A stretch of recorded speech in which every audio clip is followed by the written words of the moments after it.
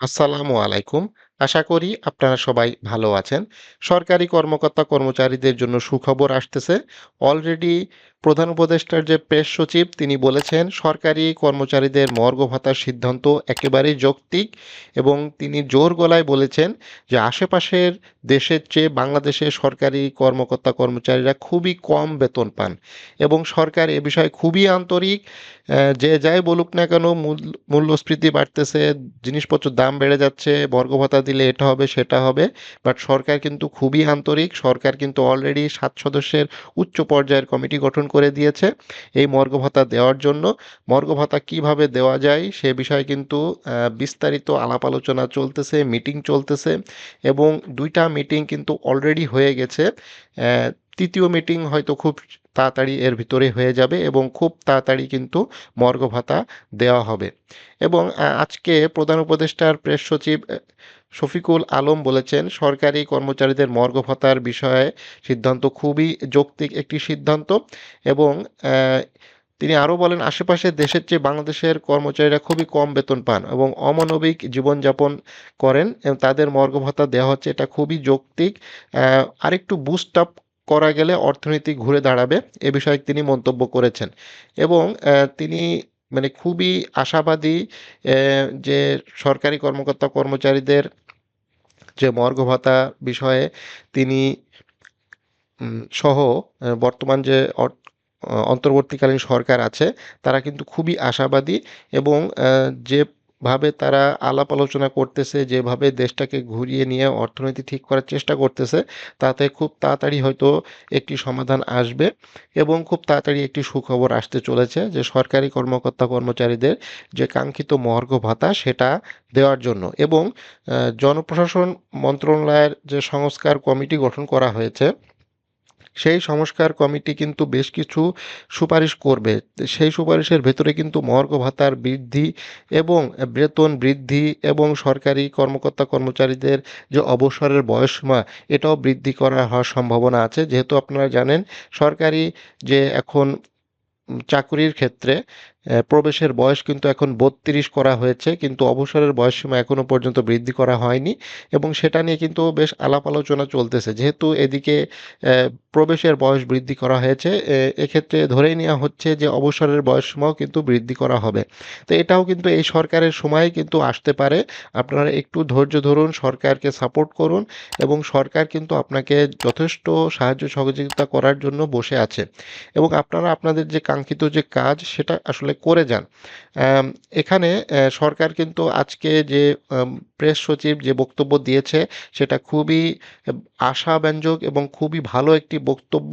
গতকালকে কিন্তু বিএনপির মহাসচিব মির্জা ফখরুল ইসলাম আলমগীর তিনি কিন্তু মর্গ ভাতার বিপক্ষে একটি কথা বলেছেন। এছাড়া বিভিন্ন মিডিয়া, ইলেকট্রনিক মিডিয়া এবং প্রিন্ট মিডিয়া তারা কিন্তু এই মর্গ ভাতার সম্পূর্ণ বিপক্ষে। মানে এই মর্গ ভাতা দিলে এটা হবে সেটা হবে, জিনিসপত্রের দাম বেড়ে যাবে, সাধারণ মানুষ না খেয়ে থাকবে, তাদের জীবন চলবে না, এই ধরনের বিভিন্ন খবর বিভিন্ন পোস্ট কিন্তু চলতেছে এবং এটার মধ্যেও কিন্তু সরকার একটি ভালো সিদ্ধান্ত নিয়েছে এবং সরকার খুবই আন্তরিক।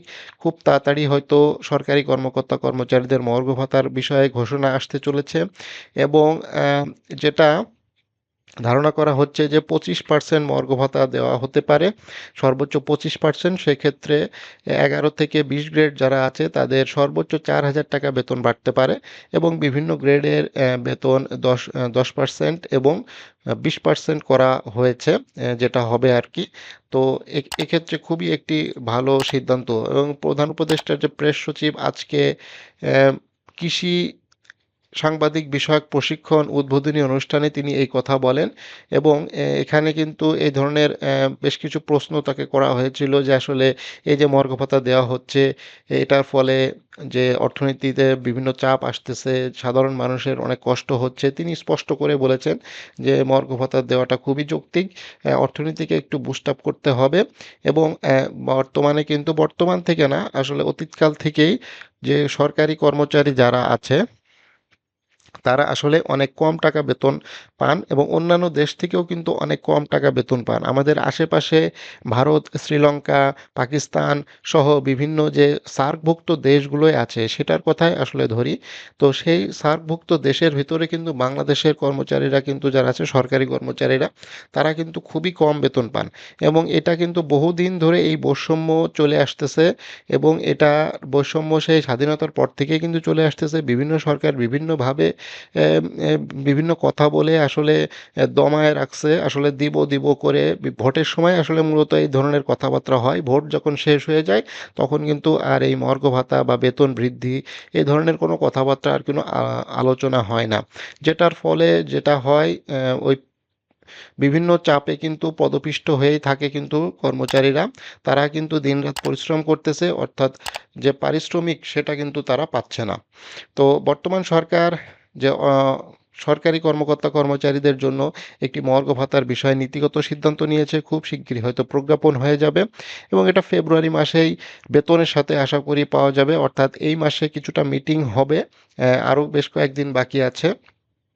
মিটিং হবে প্রধান উপদেষ্টার কাছে এই প্রস্তাবটা কিন্তু যাবে এবং ফেব্রুয়ারি মাসেই মোটামুটি এটার প্রজ্ঞাপন আসলে ফেব্রুয়ারি মাসের বেতনের সাথেই কিন্তু যাতে মহার্ঘ ভাতাটা দেওয়া হয় সেই বিষয়ে কিন্তু সরকার খুবই চেষ্টা করতেছে।